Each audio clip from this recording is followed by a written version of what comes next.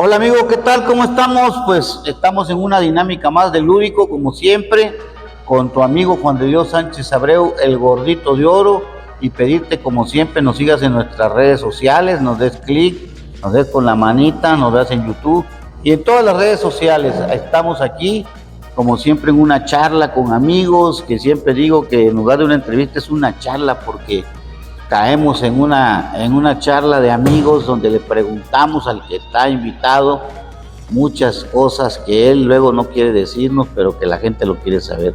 Y siempre tenemos invitados de lujo y hoy nos toca un invitado que es mi amigo de hace muchos años también y es José Luis Enrique Zambel.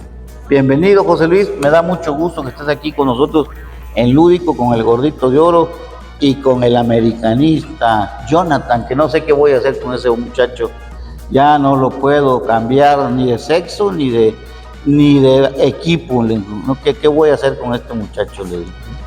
Oye, José Luis, pues la dinámica es saber quién es José Luis Enrique Zambel, dónde nace José Luis Enrique Zambel, si era inquieto, si era noviero, si bailaba, si jugaba, si brincaba. ¿Tú eres de qué municipio eres? Buen día para todos, Juan. Gracias por la entrada. Jonathan, un abrazo, aunque no sea americanista. Yo soy veracruzano, soy un hijo de las circunstancias y creyente en Dios fielmente y plenamente. Nací en el sur de Veracruz, en el ingenio Patotolapan, sede de la industria azucarera sureña. Juan Díaz Covarrubias, municipio de Hueyapan de Ocampo, en la parte baja de la región de los Tuxtlas.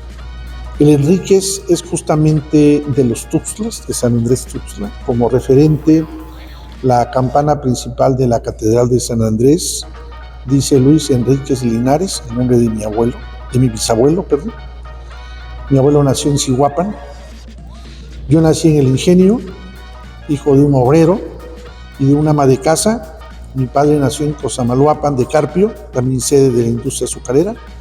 Mi madre en Carlos Acarrillo, Veracruz, cuando era congregación de Cosamaloapan. Y no es casual que yo haya nacido también en una cuna azucarera, en razón de que mi familia de origen, de casa, de hogar, está muy ligada a la industria azucarera. Y ahí nací y estudié la primaria ahí en Juan Díaz Covarrubias, en la escuela primaria rural 1 de Mayo en la colonia Chicago, muy cerca, casi junto a las vías de entrada de la caña de azúcar al ingenio. A la secundaria llego al primer año becado por la industria azucarera a la escuela Miguel Alemán González en Coatzacoalcos. Llego ahí y siendo director en aquel tiempo el licenciado Francisco Montes de Oca López me ofrece incrementar mi beca y entonces vengo a Jalapa a estudiar la secundaria al Instituto Clavijero. En ese tiempo un colegio para varones y se vuelve mixto y ahí me toca coincidir con varios que hoy en día son servidores públicos y funcionarios aquí en Jalapa y en el estado y el país y me quedo. Fui a hacer la prepa al puerto de Veracruz porque mis padres se vienen a radicar del ingenio de Juan Díaz Covarrubias a Veracruz Puerto, a Boca del Río, allá a un lado del estadio Pirata Fuente, o el ex Pirata Fuente. Lo que quiero del Pirata Fuente. Del espíritu del Pirata Fuente en el fraccionamiento de Virginia. Y iba yo y venía, y después la carrera la hago aquí en la Facultad de Derecho, y me quedo. En la heroica Universidad Veracruzana. Es correcto, en la zona universitaria, donde mi vínculo desde la secundaria, al llegar aquí en Jalapa, el primer desfile de 16 de mayo que me toca, y me impactó mucho pasar frente al Palacio de Gobierno y ahí empecé a soñar y aspirar a trabajar un día en el Palacio de Gobierno y Dios me lo ha permitido y las circunstancias. Pero soy sureño, soy veracruzano a mucha honra. Auténtico veracruzano. Mi mujer y mis hijos todos también somos veracruzanos, hemos nacido en Veracruz. Oye, José Luis. Yo sanguíneo de Veracruz. Pero ¿cómo era el chavito José Luis allá en Covarrubia? ¿Le gustaba el deporte? ¿Le gustaba cantar, bailar, participar? Porque Has de haber sido un niño muy inquieto, sin duda alguna, ¿no? Miren, por razones de circunstancias de vida y de salud, siempre fui tranquilo, siempre luché contra el bullying, conozco el bullying desde niño. Que hoy no lo conocen los jóvenes, ¿verdad? Yo lo conozco desde niño, entonces, como bien decía Jonathan hace un rato, vivir y convivir en espacios donde hay una alta competencia de vecinos te obliga a ser un guerrero, a ser un gladiador, y tienes que aprender a defenderte de entrada. En casa, un obrero con padre que tú conociste, un luchador social, no estaba permitido llegar llorando porque te habían agredido. Tenías que platicar, me agredieron y respondí de tal o cual forma. Porque si no te daban también tu No, era cocotazo. peor. Entonces sí fui inquieto, pero siempre hasta la fecha he procurado que en lo personal y en lo familiar todos seamos responsables, respetuosos y por supuesto que dejemos lo gladiador y guerrero después de ser caballeros. Claro. Oye, y cuéntame, ¿cómo se llamaron tus padres? Mi padre, Yo conocí fallecido al en José el Luis 2008. Enríquez, aquel obrero aguerrido, ¿no? Mi padre, José Luis Enríquez González, efectivamente, un obrero, un gladiador, un guerrero, dirigente social, sindical, síndico en San Andrés Tuxtla, diputado local por Coatepec, diputado federal plurinominal al Congreso de la Unión. Mi madre, una ama de casa, vive afortunadamente. Son ejemplos de vida para todos nosotros, en mi caso como hijo mayor. Y me ha gustado el deporte desde siempre, el baile también, por supuesto, la cantada, la participación social, el activismo social. Y ya traigo de la cuna de familia el tener la emoción por el servicio público. O sea, no es casual Claro, que claro. yo haya desarrollado mi vida en el quehacer público y político en las instituciones. ¿Cómo se llama tu esposa y tus hijos, José Luis? Noemí Patricia Rodríguez Vázquez, ¿Ella de dónde es? de Orizaba. Ah, orizabeña.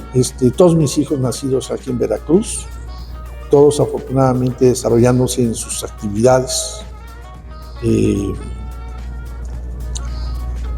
ya formándose entre el trabajo y lo que es el cierre de sus escuelas universitarias, haciendo algunos diplomados o maestrías. Qué bueno. Pero todos afortunadamente tratando de salir adelante con el esfuerzo del talento y las capacidades que Dios nos permite. Oye, José Luis, y cuéntame, porque pues tú de chavito, como dices, viviste, o como decimos en el sur de Veracruz, mamaste el obrerismo, porque tu papá siempre fue un gran luchador social y un gran líder, e incluso llegó a formar su federación, la FATED, con obreros, y muy bien reconocida, que actualmente no existe. Y ahí, ¿cómo viviste todo ese movimiento obrerista desde chavito? Te fuiste haciendo ahí con tu papá, porque además era un hombre enérgico también, pero derecho, como dicen, ¿no? Sí, mi papá siempre nos inculcó que lo primero y lo último que hay que tener para la actividad humana, cualquiera que sea, es el diálogo. Y que si no llegaban a acuerdos, había que seguir dialogando. Y que si no se lograban los consensos, no había de otra más que volver a dialogar. Sí, a ver, partamos de lo que es la industria azucarera, ahorita que lo mencionas a mi papá. Claro. Veracruz en este momento tiene un poco más de 8 millones de habitantes. Veracruz tenía o llegó a tener 22 ingenios. Sí, claro, éramos. Hoy tiene 18, tiene 4 menos. Pero de esos 18 ingenios que actualmente mueven la industria azucarera en Veracruz, cubren aproximadamente 107 territorios municipales, la mitad del territorio de Veracruz. De Veracruz. Mueve la economía directa e indirecta de poco más de 1.7 millones de veracruzanos. Y eso hay que sumarle el entorno de lo que es la industria azucarera. De tal suerte que de los 49 ingenios que hay en el país hoy moliendo, 18 en Veracruz, hablas de más de un 35% de la industria azucarera que descansa en Veracruz. Luego entonces, Esa cuna, por supuesto que además de formarme desde mi nacimiento, también me formó en mi salida de mi pueblo para hacer mi vida hoy en día personal, individual e institucional. Profesional y todo, ¿no? ¿Qué quiero decir con esto? Que por supuesto tengo una buena formación, y perdón que hable en primera persona, pero creo que tengo una buena formación en términos de poder querer aportar y seguir siendo parte de las instituciones. Pero quiero focalizarlo, tu pregunta, en lo siguiente. La industria azucarera en Veracruz hoy en día necesita ser rescatada. 4 ingenios cerrados es demasiado. Pero además de que es demasiado, me parece que estamos en riesgo de que la industria empiece a venir bajando su producción, no solamente por el cierre de 4 ingenios, sino porque las instituciones, tanto federales como estatales, en este caso el Estado, el gobierno de Veracruz, han dejado de apoyar e incentivar tanto al industrial como al cañero como al azucarero. Recientemente, justamente en Cuatotolapan, hubo un conato de incendio y explosión de una caldera. Afortunadamente hubo lesionados no mayores. Pero eso te refleja que los ingenieros de Veracruz, el más joven tiene 45 años. Sí, le hace falta mucho. Y los más viejos rebasan los 100 años. Y si te das cuenta, o nos damos cuenta, el factor que está incidiendo en los problemas de las obras, servicios y acciones del gobierno de la República y del Estado es la falta de presupuesto para el mantenimiento y la conservación, y el ejemplo son las carreteras. Los casi 30,000 kilómetros de carreteras que tiene Veracruz. ¿Esto qué significa? Que la industria azucarera, que es un músculo social y económico importante, no puede dejarse al garete. Y en este caso, las secretarías de Desarrollo Agropecuario, Desarrollo Económico, Protección Civil, Secretaría de Salud, CEFIPLAN, Seguridad Pública, una serie de sectores del gobierno del Estado, algo deberían estar haciendo. Hoy que estamos atravesando por un momento de la Semana Mayor o Semana Santa, todo el mundo cree que el turismo que llega es porque se ha promovido. No, no se ha promovido. Está llegando, dicen las cámaras industriales a nivel nacional, que esta semana la mayor derrama de turismo, entre un 90 y un 100%, va a ser entre Oaxaca y Veracruz. Y todo porque no está en óptimas condiciones Acapulco, por ejemplo. Ese es un dato. Claro, claro. Pero hay otros datos adicionales. Me parece que Veracruz, pasamos la industria azucarera a la parte del turismo y el desarrollo económico, no puede ser supeditado únicamente a las vacaciones. Tiene que crearse políticas públicas en torno a lo que es el turismo en su conjunto. Ahora que llegábamos aquí al centro de grabación con ustedes, al programa, nos dimos cuenta que en este recinto hotelero estamos viendo que hay mucha gente de visita por trabajo.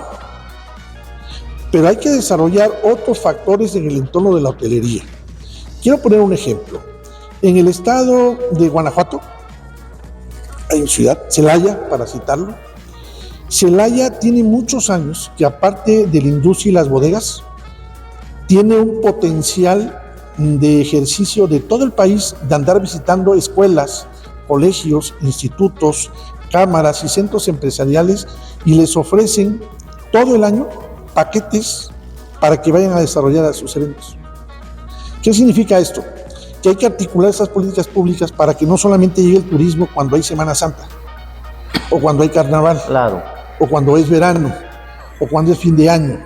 No olvidemos que hace más de 500 años, desde la conquista, entró por Veracruz, no entró por Zacatecas, no entró por Tlaxcala, no entró por Morelos, Claro. entró por Veracruz. Luego, entonces, es importante potenciar, maximizar y capitalizar lo que Veracruz naturalmente posee y tiene. Así es. Eres un hombre que te has hecho en la carrera pública, en verdad, y conoces muy bien todo el país, todo el estado, y además te ha tocado colaborar a nivel federal, estatal y municipal también, ¿no? Has estado metido en varios temas, y eso es importante conocer Y bueno, pasando al otro tema de la política, ¿cómo llega José Luis Enríquez? Claro, pues traes al papá de ejemplo, pero ¿cómo le nace a José Luis la inquietud de incorporarse a la política? Yo creo que los primeros pasos fueron las charlas que yo oía de niño en el comedor de la casa de mi abuelo paterno, con mi papá, con sus amigos, con los industriales azucareros, con los dirigentes obreros, mayores y formadores de mi papá, con la familia en su conjunto. Recuerdo las charlas casi a diario por las tardes que allá en mi pueblo, en Juan Díaz Covarrubias, se daba entre don Ángel y Gregario Gutiérrez Castellanos, que en paz descanse, don Yayo. Y luego en Coatzacoalcos las charlas de mis tíos y mi familia, con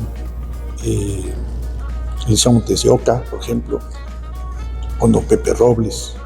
Con Eliseo Gilman, ¿no? También. Con Eliseo Gilman, por supuesto. Y así en San Andrés Tuxtla también, con los Turren, los Enríquez, que ahí está un asiento importante. Ahí están los Enríquez, ¿no? En Cosamaloapan, por el lado de la familia de mi abuela y de mi madre, los Ambel, los Méndez, los González, los Corro. Y todo eso de una u otra forma, el oírlo, en verlo en casa, oírlo en el comedor, en la sala, en la hamaca, en el jardín, en el paseo, en el río, en el lago, en el campo, tanto deportivo como en el campo de siembra, por supuesto que eso te va marcando. Y luego llego, muy chico, 12, 13 años, a Coatzacoalcos, una ciudad que empezaba a pujar de manera muy importante en los 70s. Luego llego a la capital del estado en el 77. Es un detonante para mí y por supuesto eso me entremezcla con actores de otro piso y entonces yo creo que ahí me empieza a despertar más el ánimo del servicio. Oye, en la universidad estudias en la Facultad de Derecho y te han de haber tocado algunos compañeros de la universidad que luego te los encuentras en la vida política, ¿no? Sí, claro. Algunos de ellos. ¿Quiénes fueron tus compañeros? Tomás Mundo, Armando Adriano, Tomás. Fernando García Barna, mira. La titular de la Fiscalía General del Estado, Verónica. Claro, el notario Johan Gilman, Iván Gilman, Francisco Montes de Oca Zárate, ¿no? Jorge Hernández Peredo. Jorge es el notario del San Rafael. San Rafael, ¿no? Es correcto. Hay un hermano de él en Coatzacoalcos también. Sí, ellos son de allá. Incluso su papá funda el PAN allá, ¿no? Es correcto, fundadores del PAN. Sí. El otro hermano está aquí en Jalapa, también médico prestigiado. No, pues te tocó buena palomilla, conocida. Sí, y en la secundaria me tocó con el regidor con licencia Toño Ballesteros. Mira. Me toca en la secundaria con Ernesto Pérez Astorga, senador de la República. Me toca con varios concatenarnos ahí desde aquellos tiempos y que nos hemos seguido viendo. ¿Tú ya fuiste regidor? No, yo he sido servidor público del gobierno federal en varias instituciones, del gobierno del estado con el gobernador alemán, en el ayuntamiento en 2 momentos, con Carlos Rodríguez Velasco y luego con David Velasco Cheraui como oficial mayor. Perfecto. Luego me toca también estar en un autónomo como el INEGI, como director de administración, la Ciudad de México, Aguascalientes y México. Tuve la oportunidad de trabajar del 8 al 11 para todo el armado del Censo Nacional de Población y Vivienda, que fue la primera ocasión que se juntaron las dos vertientes en un Censo Nacional de Población y Vivienda.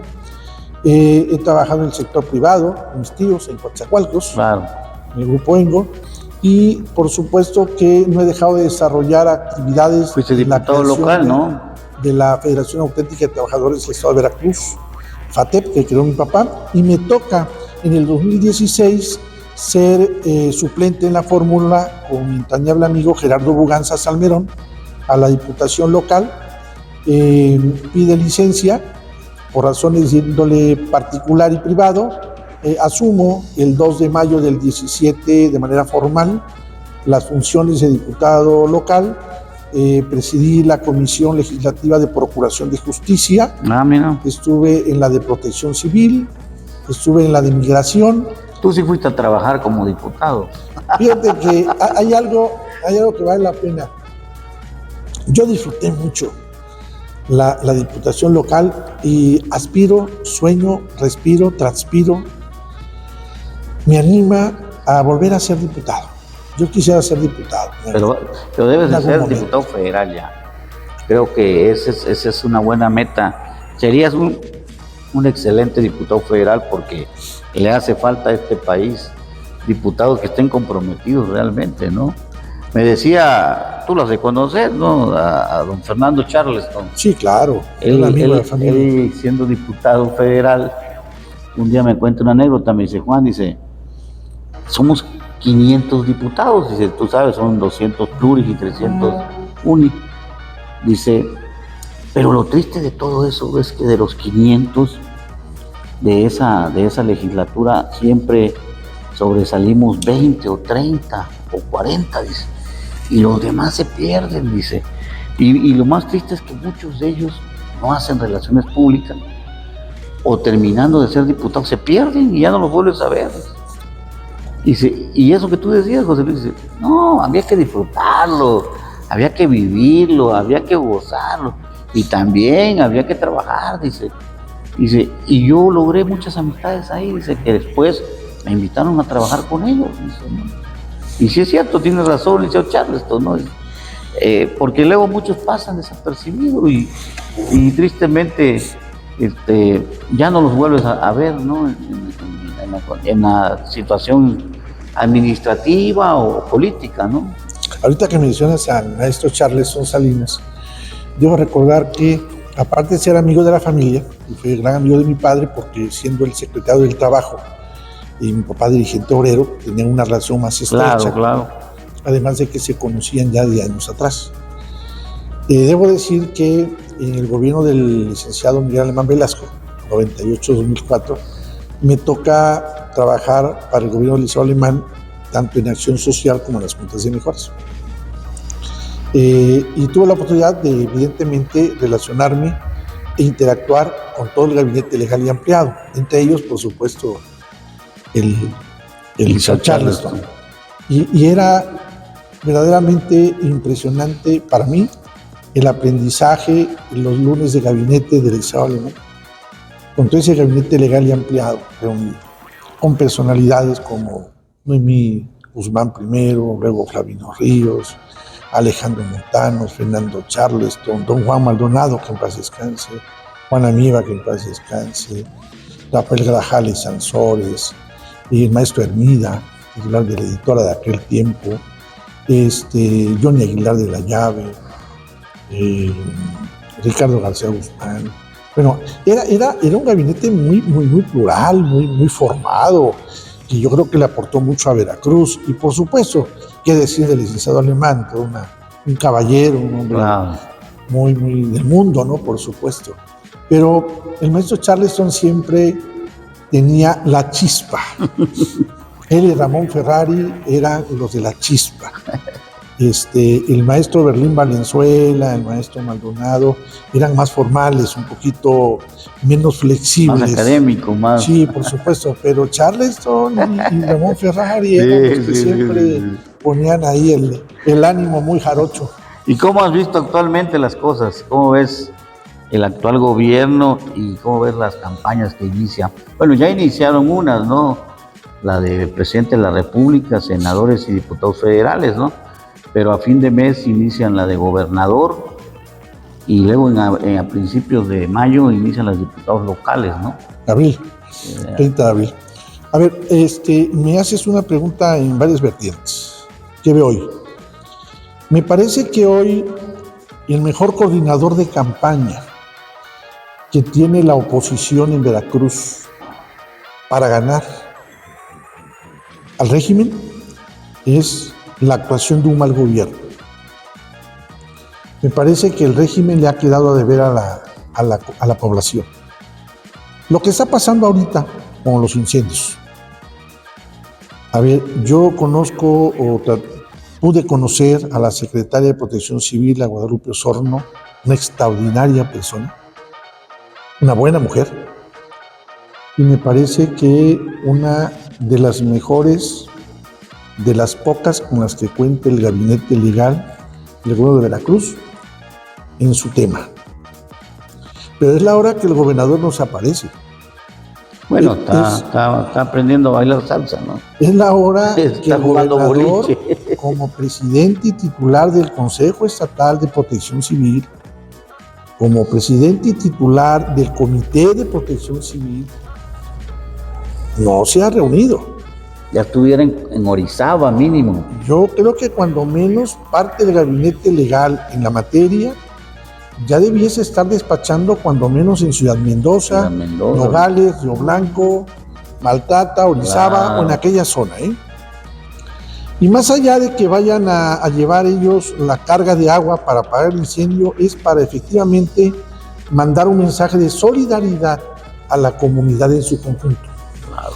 Lo que le pasa a un veracruzano en Pánuco o en las Chuapas afecta los sentimientos de todos los veracruzanos, no solamente una sola región. Partiendo de ahí, ¿cómo veo? Bueno, yo veo que hoy la elección en Veracruz en lo local está cerrada. Y me parece que se va a ir cerrando. Y en lo federal también. Y voy a darte dos ejemplos. Uno, en lo federal. En el 2000, en enero del 2000, el licenciado Labastida arranca con 26 puntos arriba del presidente Fox y gana don Vicente Fox. De enero a junio. En el 2004, en Veracruz, por primera ocasión, Gerardo Luganza queda a 23,000 votos de ganarle a Fidel Herrera. ¿Esto qué te dice? Que los músculos sociales se han ido, por un lado, adelgazando, pero se han ido fortaleciendo porque se han ido acercando. De tal suerte que la elección en Veracruz va a ser de 2. No va a haber más. Sí, claro. Nale, Pepe Yunes. Y yo creo que el equipo que tiene, por un lado, la coalición es un equipo robusto, experimentado, y por otro lado veo un equipo que no está trabajando en favor de Nale en razón, nada más, esa es una apreciación muy personal, en razón de que me parece que le mintieron en la elección interna. Fueron capaces de mentirle en la elección interna. La prueba está que ella es candidata por razones de género, no porque haya derrotado a sus opositores al interior. Luego entonces, su equipo de campaña me parece que le está quedando a deber, pero poco favor le hace el régimen actual para sumarle. Por eso digo que el mejor coordinador de la campaña en favor de la coalición, PAN, PRI, PRD, por supuesto que es el régimen. Claro. Eso que dices tú es muy cierto, mi querido José Luis. Tristemente estamos pasando eso en Veracruz. Pero doy un dato adicional. Yo creo, y sostengo la tesis, de que hoy se razona y se vota por la persona. Así es. Y ese es un factor que tarde que temprano va a convertirse en factura social. Y invitar a la gente que salga a votar, ¿no? Es muy Principalmente, importante. ¿no?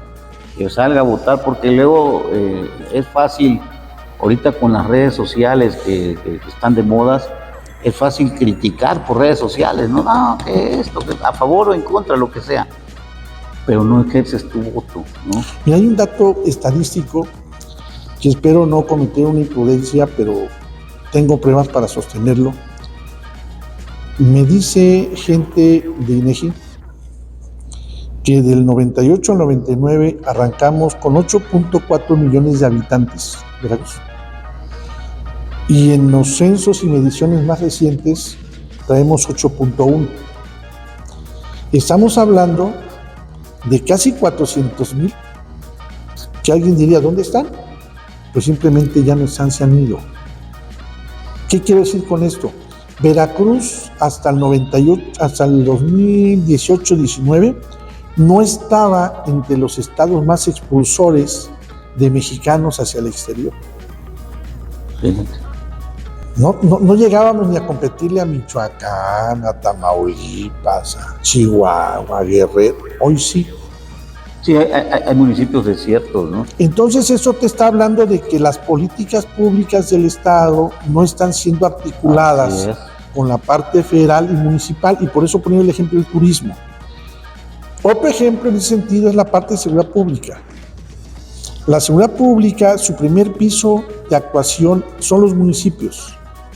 Si los ayuntamientos no se articulan entre lo que es su área de seguridad pública con su regidor o regidora del ramo para con el Estado y la Federación, difícilmente se va a poder hacer un músculo concreto, sólido, fuerte para poder ayudar a la población a tener la más baja incidencia en inseguridad y por supuesto una mejor seguridad pública y social.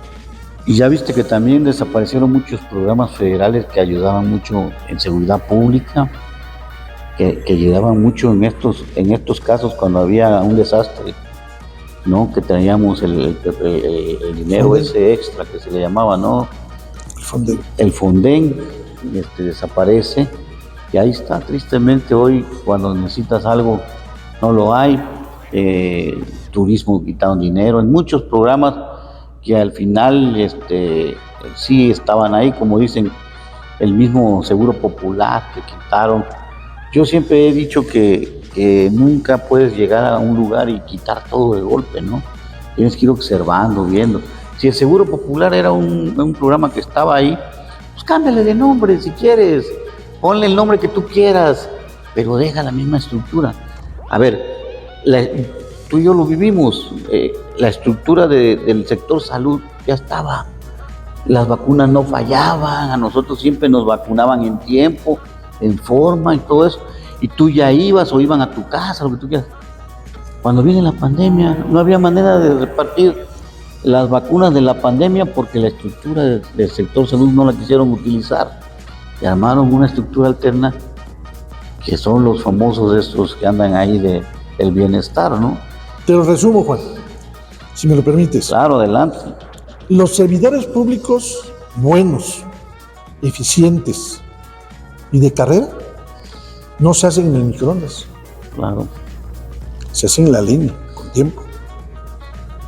Con todo un ciclo de preparación y de formación desde las instituciones. Hoy el mejor músculo social que está salvando a las instituciones es el personal de base. Y al que han lastimado, le han recortado sueldos, salarios, prestaciones, le han disminuido el capítulo 1000 presupuestal de todo el universo de partidas del presupuesto público. Y además los obligan a ir a otros eventos, que ellos paguen sus propios viáticos, ¿no? Pero por si fuera poco, a ver, quienes hemos estado en las instituciones, yo me someto al escrutinio de los que han sido mis compañeros de trabajo. Cuando uno llega a una posición de jerarquía o una posición que le permite tener una estructura de colaboradores, lo primero que tengo que hacer es evaluar y valorar a los que están. Claro. ¿Por qué razón lo digo? Yo creo que la historia o aquella frase de que se gobierna y se administra con los amigos y no con los enemigos ya quedó superada, como la informática y las redes. ¿Qué sucede con esto? ¿Qué quiero decir? El tener amigos para llevarlos al quehacer público no son garantía de que vayan a ser los mejores colaboradores, pero de un buen colaborador es muy probable que hagas un gran amigo. Así es. Lo digo por experiencia propia. Sí. El haber pisado escenarios de la Federación, del Estado, ayuntamientos, autónomos, el Congreso de Veracruz, me permite tener esa medición y ese termómetro para decir y sostener lo que estoy diciendo. Y me parece que hoy no han cumplido con las expectativas los que están. Y sin dar nombres, simplemente porque los hechos consumados ahí están. Sí. A ver, un servidor público, un gobernante, no se forma en 6 años, no se forma en 6 meses, se forma durante mucho tiempo. Los gobernadores que más han aportado a Veracruz, las autoridades municipales y regionales, distritales y nacionales que más han aportado han sido los que se han formado con más tiempo. Por eso hablo entre microondas y la leña. Me parece que es necesario, como en el caso de la seguridad pública, que haya una policía colegiada. Y cuando digo colegiada no me refiero a lo corporativo, o a la parte de organización simplemente, sino a planear con servidores públicos en materia policial un largo aliento que beneficie a sus familias, que favorezca a ellos y a los suyos. Hoy es increíble ver que en ciudades como la capital del estado nos encontremos o nos enteremos que aquellos hechos que oíamos y sabíamos que se cometían fuera de la zona urbana, hoy se dan en centros de alta población, de alta densidad. Sí. Triste, eso es preocupante. Triste, la verdad. ¿Esto qué significa? Que la seguridad pública, la procuración de justicia y la administración de justicia, al menos hoy, no atraviesan por sus mejores momentos. No, nada más eso. José Luis, pues me da mucho gusto, la verdad. Eres un hombre, aparte de ser mi amigo, eres un hombre muy bien preparado. Le sabes a esto, como dices. Lo empezamos desde chavo. Hasta en la política, ¿no? Que nos tocaba ir a pegar propaganda, también había que hacerlo, y ahí aprende uno, ¿no? Ahí aprende uno, y en verdad, pues, esta charla se queda corta y vamos a tener otra más adelante para que nos sigas explicando bien de todo lo que tú has aprendido y cada día aprendes más. Los servidores públicos somos caballeros, no somos bandoleros. Eso. José Luis, gracias por estar aquí. Gracias a ti, a tu auditorio, al americanista número 1 de aquí. Eso es todo, mi estudio. Amigos, pues llegamos al final de esta charla con mi amigo José Luis Enrique Zambel, y una vez más estamos aquí en Lúdico. Pedirles que nos sigan con la manita, nos den clic, y soy Juan de Dios Sánchez Abreu, el Gordito de Oro. Nos vemos en la próxima.